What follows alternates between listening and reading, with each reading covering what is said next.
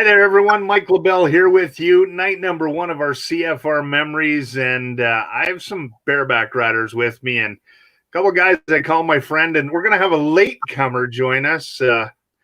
Jake Vold at the bottom of the screen, Kyle Bowers up in the top beside me, two three-time Canadian champions and well-traveled cowboys, and the fourth member of our cast tonight, Jim Dunn, a legend in bareback riding.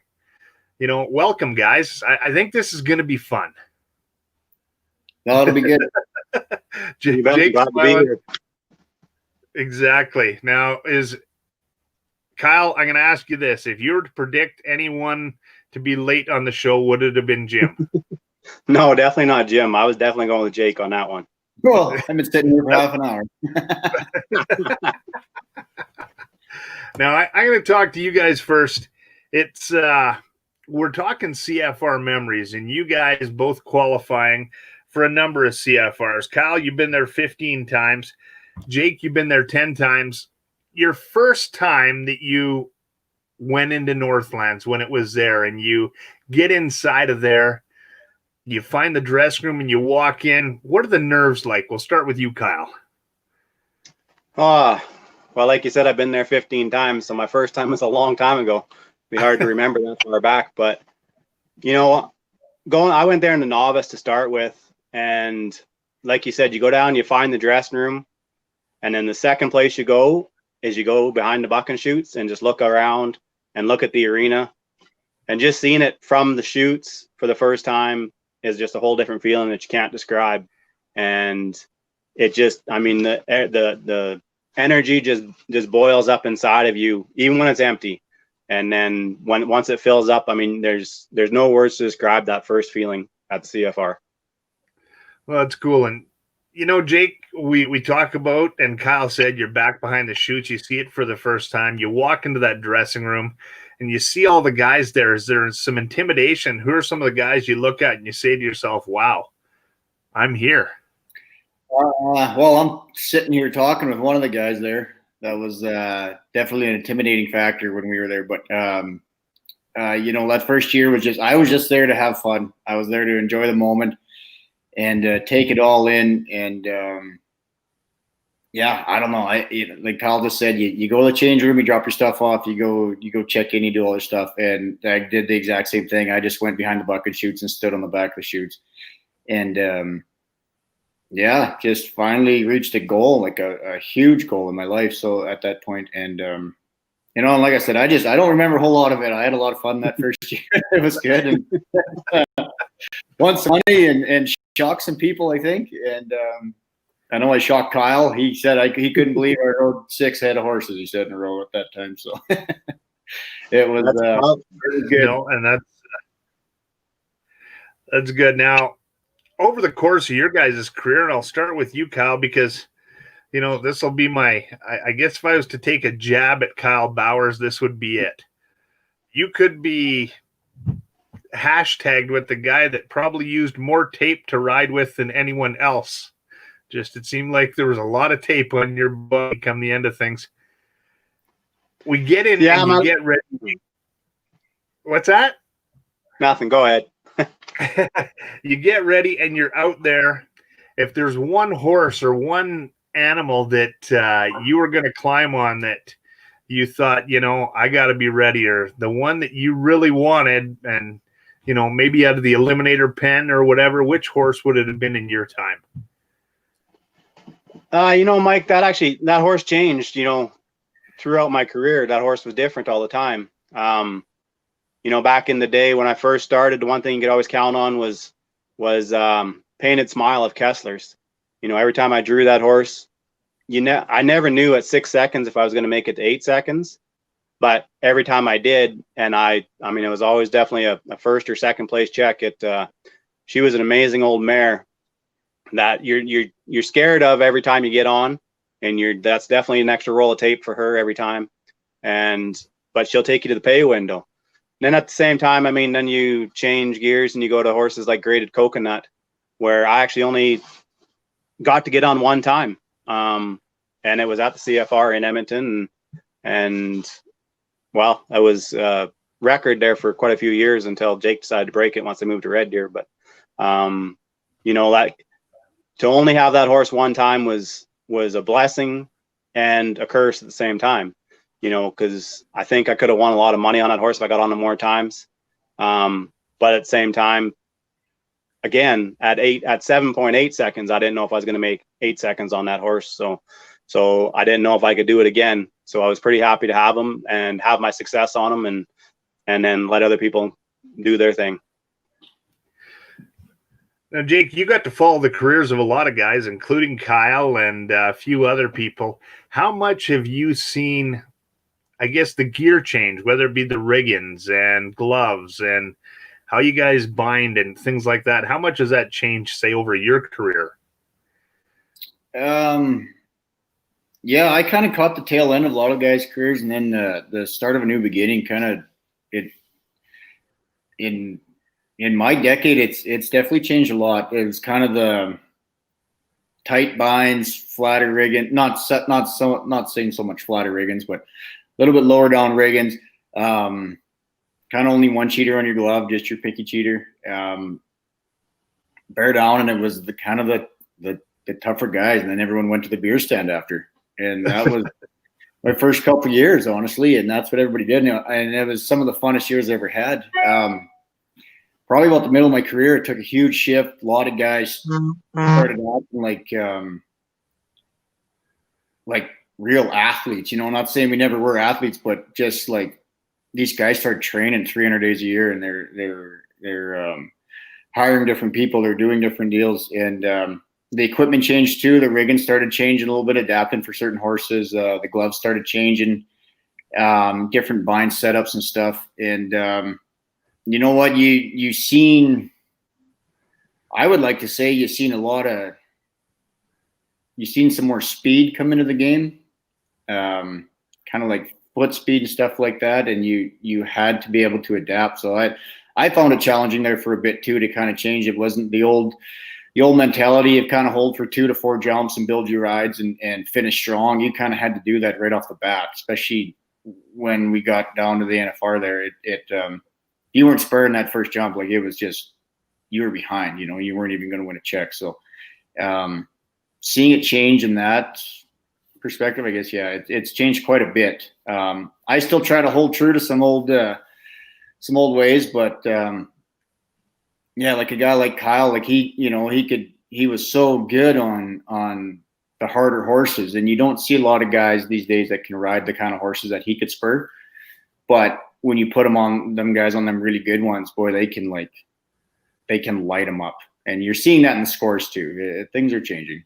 Well, that's it. I mean, if you've ever shaken Kyle Bowers' hand, he was never going to let go of that rigging. Let me tell you that. I mean, no. Pretty sure I still have a knuckle out of place from the first time I met him. Kyle, how much did the riggings change in your career? Oh, in my career? Oh, it's the rigging changed. They're not even close to the same anymore. They don't even build the riggings anymore that I used to ride when I first started. And they don't even build the riggings that I used to ride when I went to my first NFR, to tell you the truth. But I kind of held on longer than lots of guys. I didn't change to the new style riggings, the higher lifted riggings and tighter binds and everything else. Like, even towards the end of my career, I could still pretty much just push my hand into my rigging instead of having to work it in like some guys do. Yeah. But going back to the speed thing like Jake was talking about, like I definitely seen that. I was still riding when that came about, and Jake's being humble, because in my opinion, he was one of the first guys that brought into the bareback riding. He's talking about holding them for 2 or 4 or whatever else. I guarantee you, for the first 4 years of Jake Vold's career, he never held him past the first of the jump ever. And he got bucked off a lot when he first started. Yeah, he got bucked off a lot when he first started, and that's when when he came to his first CFR, and he said that I was amazed he rode 6 horses. Well, I don't know if I'd seen him ride 6 horses all year long in a row, because he went for first every time, and his body and his rigging and everything else just hadn't caught up to what he was trying to do already. And then everybody else started kind of perfecting what he was already doing, and And then it just changed. Like you said, all of bareback riding changed in just a few years there. And in my opinion, Jake was one of the first guys to start that change. Huh. Well, that's good. Now, I was talking, you know what? I'm going to backtrack. For anyone that's watching us live right now, if you feel like asking a question, go ahead and send it in. We thank Jody, our partner from Limelight Audio. She's backstage, if you will, and she'll put the questions up on the screen to ask the guys. Not a big deal. But Nancy Page from Westerner Park, I was chatting with her earlier today.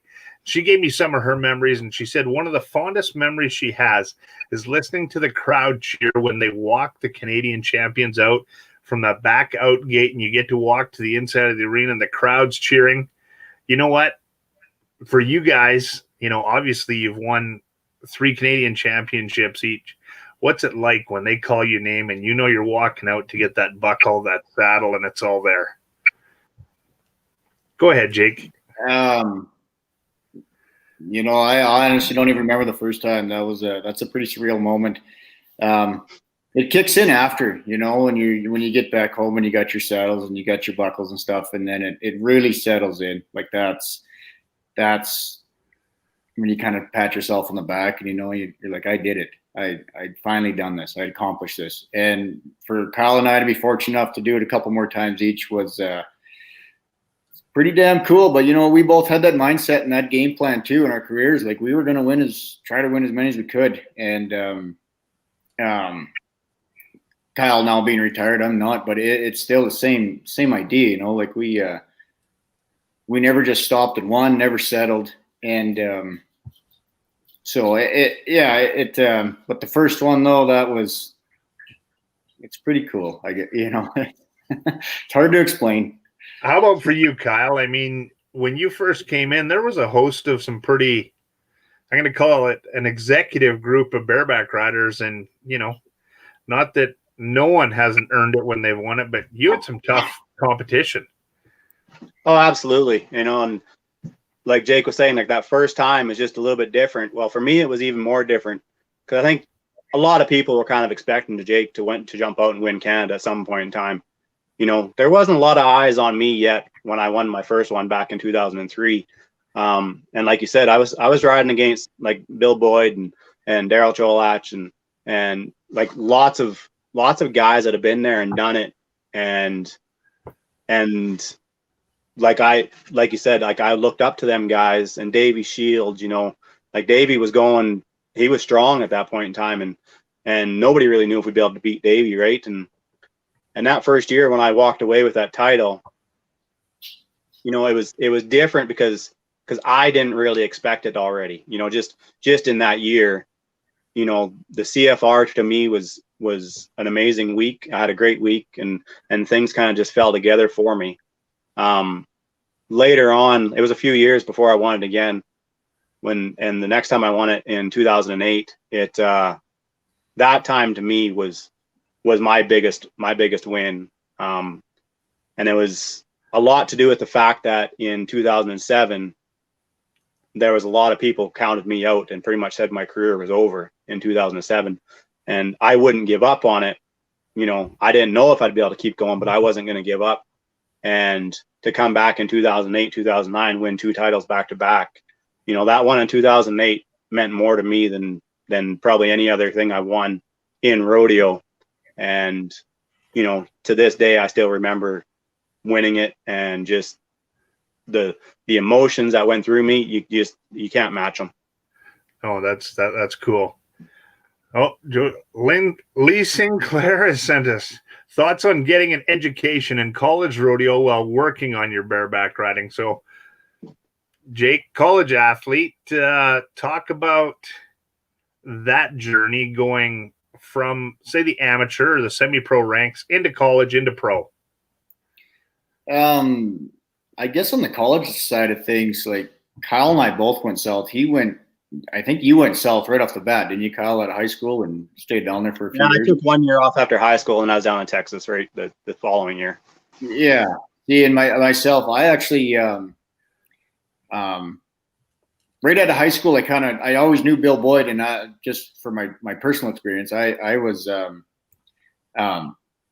my last round at the high school finals, I remember Bill Boyd was picking up there, and he come up to me and he said, "You ever need anything?" He said, "You get my number and you give me a call." And we just kind of went from there. And I was very fortunate for that moment for him to come over and acknowledge me. And so at the time, we've always been pretty lucky up in Canada to have really good horses. So I decided to go to Olds College instead and stay up here, kind of get under Bill's shadow. And you know, that was the road I took. And that was what started my career. That was everything. I owe so much to Bill for taking them 2 years and helping me. And I was with Bill all the time. And then after that, I took a step and went down to Bozeman, Montana and college rodeo down there and ended up winning that circuit down there and had a great time too. So I don't know, for education wise, I think you need to go somewhere and get an education as well as rodeo. You always got to have a little bit of a backup plan too. So and that's kind of what I did. I was wanting to follow Bill and stay up here. I want to stay kind of half close to home and get on some really good practice horses, because I didn't start riding bucking horse till I was 18. So I had that spring of high school and then right on into college. So I needed some help still. I needed some guidance, and I always knew I wanted to get some sort of an education as well. So I went that route, and it definitely, you know, I owe a lot to that. To Bill. Now, how about yours, Kyle? Like you said, you took a year off, then you went down. Where'd you go to school, and your thoughts on it all? Yeah, I took a year off after high school, and I went and worked at Riggs for a winter, and then the opportunity came up the next summer, and there was an offer to go down to Western Texas College down in Snyder, Texas. And you know, I jumped on that opportunity. You know, at that point in time, I still didn't know what my career held for rodeo. And the option to go down there and get an education because of rodeo, you know, I couldn't say no to that. And I did 4 years in Texas. You know, I did 3 years of college in Snyder and then a year in Texas Tech University in Lubbock. And just obviously that propelled my career in rodeo, and I wouldn't have got where I am today without going down there and doing that and having that experience. At the same time, you know, being able to gain some knowledge and learn something in college is something that you can never replace. And, you know, I didn't finish my college, you know, I didn't get my degree, because rodeo just took off for me. And, you know, it happens. Some guys go down there and, you know, they get their degrees. That's their number one thing is to get their degrees and use it to catapult them in whatever they want to take, in whatever road they want to take in life, as far as job and careers and stuff like that. You know, other guys go down there and they use it just for their rodeo career. And, you know, some guys go down there and waste it. And I've never understood the guys that do that, but they do. Some do it. It's in every aspect of life. There's some people that take advantage of their opportunities and some that don't. But I would say, and I always have said, if you have the opportunity to go to college, you know, through rodeo, jump all over it. No, and I agree. They can't ever take that education away from you. Now, I'm going to put you both on the spot a little bit when I ask this next question. I go to your house, Kyle, and up on your mantle, what is the most prized possession I would find on your mantle from your rodeo career? Huh. Yeah, that's a tough one to single out. That's for sure. You know, I kind of have my buckles and stuff sorted a little bit where one is like my first ever U.S. Pro Rodeo, you know, buckle, and that was Dodge City, Kansas. One of my first major rodeos that I ever won. You know, that one definitely stands out a lot. Same thing in my college career. You know, I got one of my when I won my university rodeo in Lubbock, Texas there, you know, I got that buckle. Again, though, I always go back to that my 2008 Canadian Championship, you know, and I got that saddle sitting there that says 2008 Canadian Bareback Riding Champion. And that was, that, again, that title means more to me than any of them. And I think that's got to be my favorite one when I look at it. And that's the one that has the most emotions behind it. How about you, Jake? I mean, a little known fact, you and I hang out a little bit, and I've seen your man cave, but which trophy, which saddle, which buckle would you say, you walk by and you get that little, I'm going to call it the Jake Vold shit-eating grin on your face, because that one right there, Kyle's seen that one. And you go, yeah, that one's mine. I got a little display deal, some buckles. All of them. I'm proud of a lot of them. I got my go-around buckles kind of all in the deal there, and seems like every once in a while I'll walk by them and try to name all the horses, and and I got on them and won rounds on there.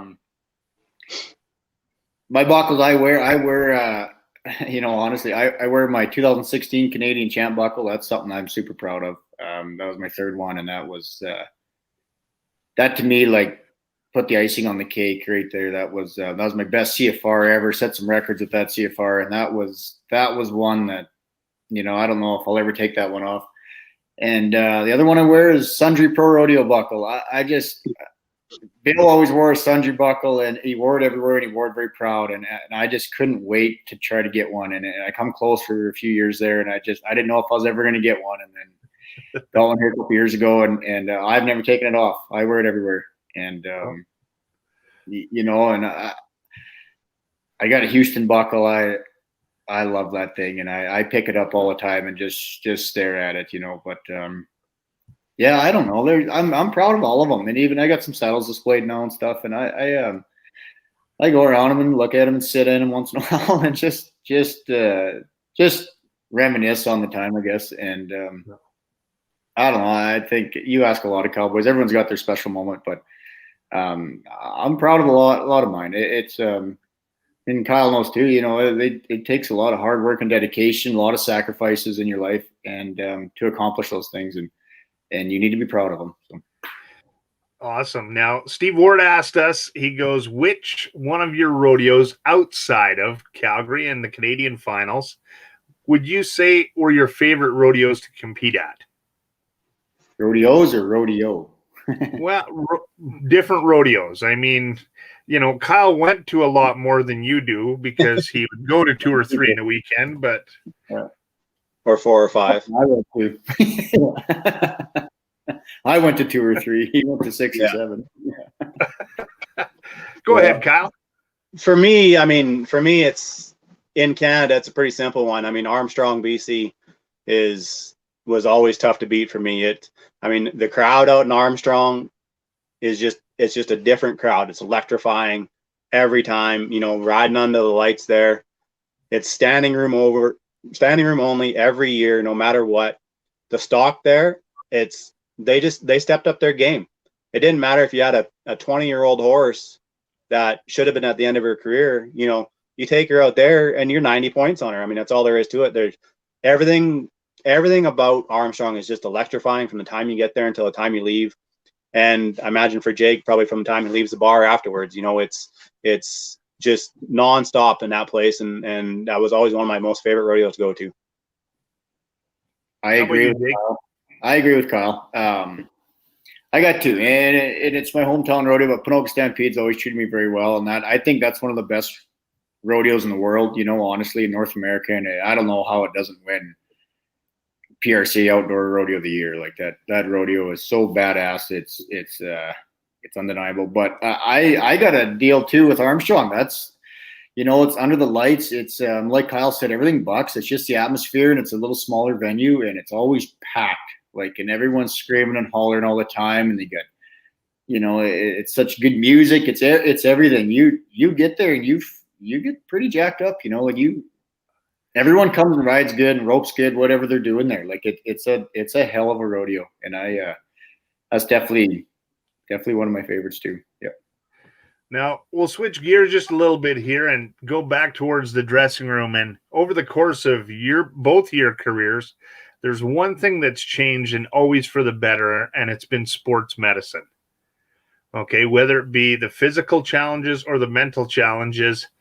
Kyle, talk a little bit about how much they've helped you and possibly extended your career.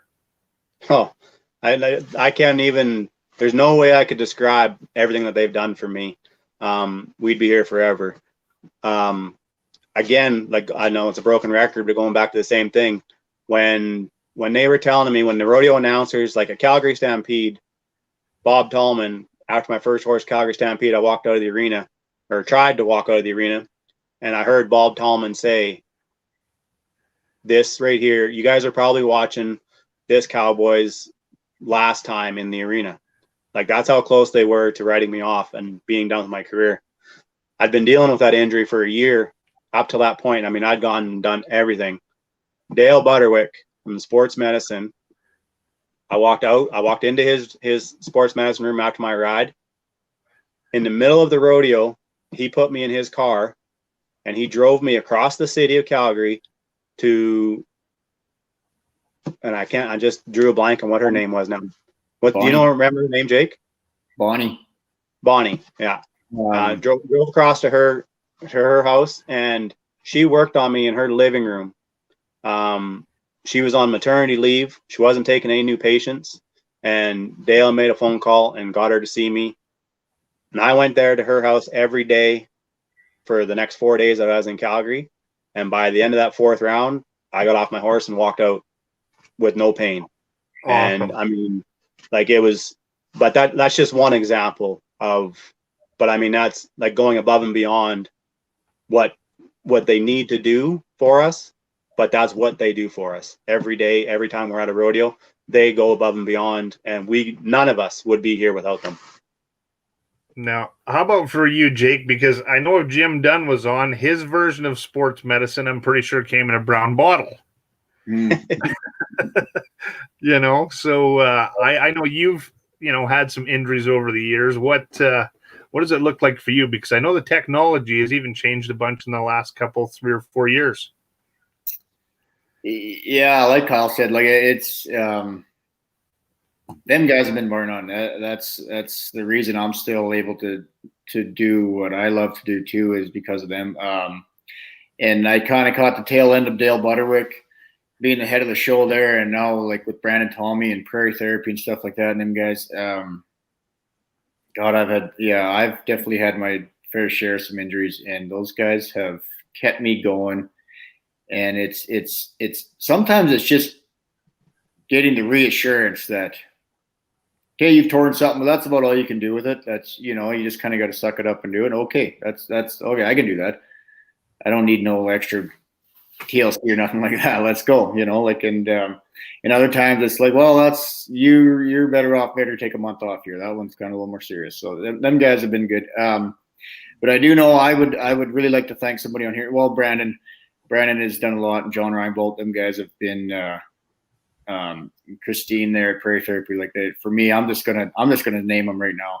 And there's a lady, though, it's part of the sports med, you don't see her as much, and her name is Dr. Nicole Fox, and she has, bar none, extended my career, and I can't thank her enough for it. When we couldn't figure out a few things to do with some injuries I had, and she got right to the basic of it and solved the problems, and that's the reason I'm still here. And I, like Kyle with Bonnie, and years later, I kind of had a similar injury with Kyle had, and I was fortunate enough to see Bonnie too, and get kind of a layout of it and get it fixed. And there's some pretty special people, and us Cowboys are very fortunate, that's for sure, to have the access we have. So no, and that's great. They are, as an announcer, I think sometimes we overuse the term unsung hero, but truly the sports medicine people fall into that category and probably right at the top of the list. Yeah. Absolutely. How much, and it was a question that came in, and I can see you guys didn't, they talk about mental preparation and you guys going in, and for people that don't know, a lot of times you guys see your draw, whether at the CFR, it's the day before or the morning of. How much mental preparation goes into it, and how much of a head game is it when you get into that dressing room? Because, I mean, I know both of you guys. You will do what you can to get inside of someone else's head. What do you think, Kyle? You know, as for me, I was a little bit different in that game because me and Jake were different. Actually, we were about opposites for that game. You know, I would figure out what the draw was right away, and I was kind of a numbers guy and kind of an odds guy, and you know, I kind of picked and figured out who was going to do what on which horse every night, you know, the night before, and it was something I would think about, and I would try to figure out, you know, who I was going to have to beat the next day, you know, because of the draws or whatever else. And then, yeah, like when you get into the dressing room and everything's all fun and games at CFR in the hopper pen and stuff like that. And there's pranks being played and, you know, boots getting glued to the wall or taped together or set up on the ceiling or whatever they could do. But when that eliminator round rolled around, you know, everybody was a lot more quiet in there. But, you know, every once in a while somebody would just, you know, pipe up and say something but you can definitely play mind games in that dressing room, you know, good or bad. We were all there. We were always competing against each other, but we were always friends. We always wanted to see each other succeed as well. And Jake, he was kind of different where he didn't, you know, he just come to win no matter what. And he didn't really think about, you know, what everybody else had or what could happen or anything else. He was just going to take care of himself and make sure he won first when he nodded his head. Any mental preparation or head games that went into it, Jake? Oh, yeah, Kyle, like, he was totally like a numbers guy. Like, he'd even throughout the summer, then a couple of years we traveled together, and even when we weren't traveling together, we always talk. As soon as the draws come out, like, he could literally name first to six, like, every rodeo, and he was 90% right most of the times. And that's how he prepared himself was, I got this draw. I can't beat these two guys, but I'm pretty sure I can win third. And sure as shit, he'd win second or third, like, at all. And but that's how he prepared. And for myself, if I was going to go, it was I was all I could think about was first place. Like, I didn't care what everybody else had, and if somebody had some really good ones and I didn't, I just knew I had to try even harder. Like, that's how I kind of prepared myself. And every time I rolled in there and you know, it's all fun and games, but I used to take a little bit of quiet time to myself, you know, kind of before I taped up and stuff, and really just think about it and really just think about if it was eliminator pen, hopper pen, whatever, it didn't matter. Figure out how I was going to win first. If I have to tighter rig and looser rig and run it up further, run it up back, hold for a few jumps, do this and that. I just really run it through over and over and over again what I had to do to win first on this animal. And sometimes it worked, sometimes it didn't. Throughout the year, you know, sometimes you draw the weaker ones and you are winning first place. You're just able to put a spur ride on that horse that no one's been able to do before, and it worked out. But yeah, I guess that was my approach. No, that's good. Now we'll finish it up, and I want you guys to brag on someone and I don't know who it is. We'll start with you, Kyle. You're getting into the bareback riding game as, you know, high school and before college. Who is that one person in rodeo that you looked up to and wanted to aspire to be like? Well, you know, it's kind of a cop out for me. I always looked up to my brother. You know, Robert Bowers, he was, you know, when I like Jake, I started later. I didn't get on my first bareback horse till I was 17. Well, Robert, he'd already been, you know, riding bulls for 6 years and riding bucking horses for I don't know how many years and winning everything, you know, that he went to. And every time he nodded his head, you know, he come out winning something, you know, either whether it was in the bull riding or the bareback riding. And so I always had him to look up to and kind of that was, you know, I followed in his footsteps and I wanted to be, you know, I always wanted to be as good as him. So, you know, I mean, there's guys when I was high school and rodeo like Davey Shields, you know, you watch him spur a horse in the bareback riding in high school rodeo. Like I've never seen anybody do it at pro rodeo before that, you know, so obviously, I mean, I looked up to him and his riding style, and I would love to be able to be like that, but I mean, yeah, my brother Robert Bowers, I mean, that was who I wanted to be, like what I wanted my career to be when I started. Well, and I don't think it's a cop-out to say that you like your brother. I think that's probably one of the biggest compliments. Jake, who would it be with you? There's a couple guys, and there's a similar name there too, like Davy Shields Jr. He was I always considered him kind of a league of his own, and I come in right at kind of the end of Davy's deal. But everybody knew Davy. His just style was bar none, and I was fortunate enough too to be able to turn my toes out like him, kind of, and through my steer riding and stuff like that. And then when I got to kind of hang out quite a bit there with Bill and really learn a lot from him, I tried to kind of combine the two different styles of Bill and Davy, and they had some similarities between the two of them. And I really focused on those two guys, and that's who I kind of tried to copy, make my own little style too. But those are the guys I really studied, really tried to copy their deal. And I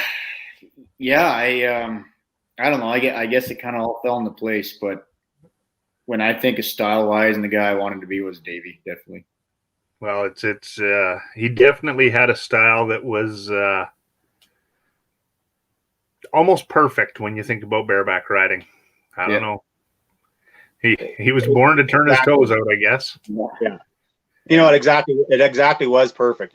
That's the right word for it, is every time he nodded his head, it didn't matter what that horse did. He looked exactly the same every single time. Well, and for Jake to mimic, a combination of Bill Boyd and Davy Shields, like, how do you get any better than them two legends right there? And them styles, like Bill Boyd, probably rode and spurred more bareback horses than any other bareback rider in Canada. And, Davy Shields, he took it all to the next level, was the first guy and the only guy to ever be that in that era, to be at that level. So, you take that consistency and that style, and basically that's Jake Vold. Well, and that it leads me to a story, and I'm pretty sure one, if not both of you, know the story. And we're going a little long, but I think it's important to tell it. I'm not sure who said it, and I believe it was at the NFR, and Davy Shields had just got off a horse. Someone else had won the round, and I don't know who it was. And one of the reporters come in and asked him how he thought about, winning, getting first, and the story goes, he said something to the effect of, "I wish I could spur a horse like Davy Shields." Either one of you guys know that story? Am I? No, I definitely heard that story, and I'm trying to think of who that was actually now. And but yeah, I know that story for 100%. It's quite a deal.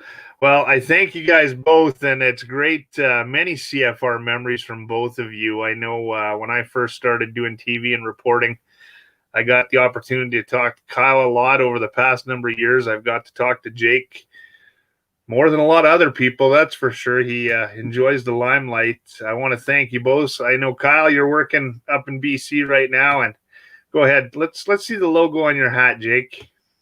There we go. Bison. Yep. V3 Bison. If you're looking for some bison meat, that's where you're going to get it. Thank you so much, guys. It's been a lot of fun and some great CFR memories. A big thanks to all of our partners at the bottom. And remember to tune in tomorrow night. We're going to have a bunch of fun, and some guests that we have on are kind of the people that you guys have seen behind the scenes. It's going to be one of those nights. Keenan Vine, along with Nikki Flundra. And if you can believe it or not, he's going to be up on the big screen. Gary Rempel, a guy that you guys have both seen a lot. Sounds like an awesome tomorrow night, friends. Take care. Thank you so much. And CFR Memories, get ready for Thursday night.